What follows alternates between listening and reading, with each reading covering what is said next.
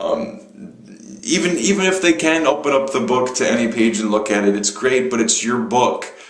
Because I don't have to carry around an expensive book. I just have a Time magazine that everybody can relate to, and when I'm done, I can just leave that crap on stage and they can take it home and I don't care. I don't have to replace a $500 book. So it's not like, oh, you know, is the word you're thinking of have 6 letters in it? None of that crap, you know.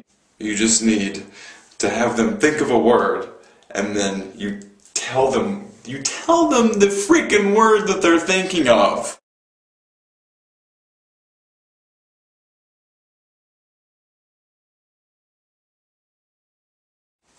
So people have been asking me all kinds of questions about the True Test. It's a magazine test that you can use with any Time or Newsweek. Those are the magazines that it was designed to fit and to be used for because it's so recognizable and they're so iconic. But there's a lot of magazines that you can use it with. That's just what I prefer to use it for. Literally, you are just going to have them pick a page. Let's say they pick page 70. You turn to page 70, you hand them the magazine, you can have them look at either side. They say look at page 70, look at either side, maybe look at a picture, you can describe the picture to them, you can describe any word that they think of on the page. So it's, instead of, you know, think of the first word on the page or read a sentence and think of the sentence, it's look at the freaking page and think of any freaking word. That's amazing, and it's pretty hard to beat that. So, and then there's another presentation I talk about where you can actually tear out some pieces of the newspaper, or I'm sorry, some pieces of the magazine, and then they get to take the piece and they get to tear it in half, and then just drop a half, and then they just keep doing this